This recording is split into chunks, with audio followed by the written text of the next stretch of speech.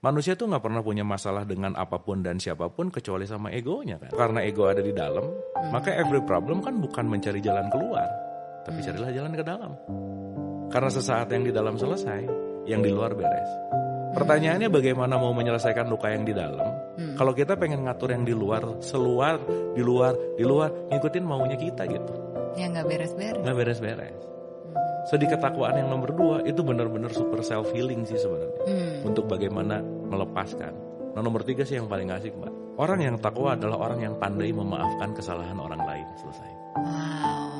Jadi kalau sekarang ritualnya rajin gitu ya, tapi susah maafin, ya belum nyampe sih. Bukan memaafkan diri sendiri ya? Lah, seseorang yang bisa memaafkan orang lain, udah pasti dia bisa menerima dirinya sendiri gitu. Sebenarnya kan yang penting diberesin batinnya dulu gitu. Baru lahiriahnya bisa oke gitu. Nah jadi kalau relate balik gitu ya, bahwa keren sih kalau kita ngelihat ini secara holistik gitu ya.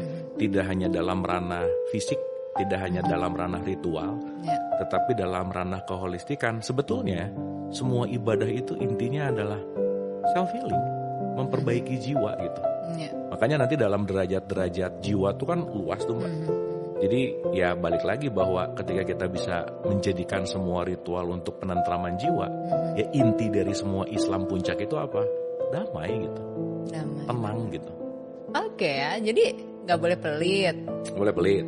Kontrol ego. Ego gitu ya. Kontrol ego sendiri kan, bukan ego orang lain.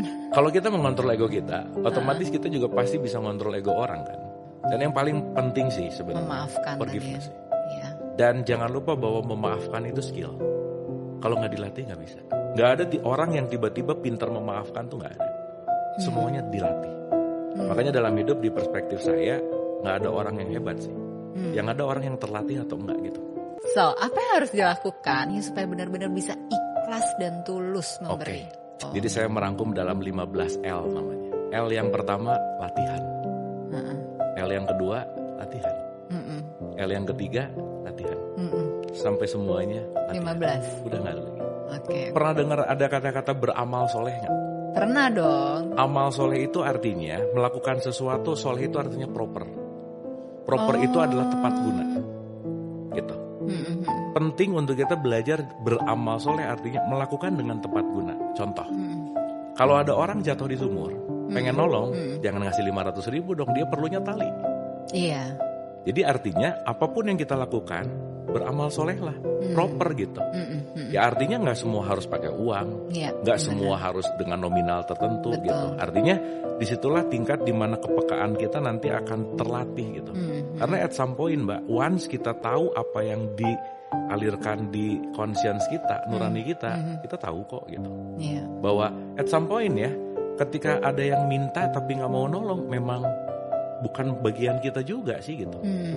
Karena bukan masalah keharusan, bukan masalah aku harus menolong gitu, tapi proper gitu. Kapasitas diri juga. Kapasitas gitu. Karena at some point ketika orang itu tidak kita tolong, mungkin pelajaran buat dia bertumbuh gitu. Gitu. Dan yang paling terpenting Mbak, tolonglah dengan kasih. Benar. Dan janganlah menolong dengan kasihan. Kalau dalam perspektif itu kan kita menolong bukan konteksnya transaksional gitu. Kenapa? Karena sesaat kita menolong siapapun, yang sedang kita tolong kan diri sendiri sebetulnya. Sebetulnya.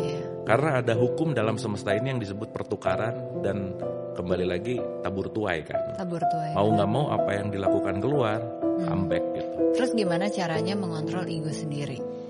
Kan kita susah kan. Iya sih. Dalam kacamata Islam, dalam kacamata psikologi tuh semua adalah gitu ya, gimana cara ngontrol ego supaya regulasi emosinya dan lain sebagainya gitu.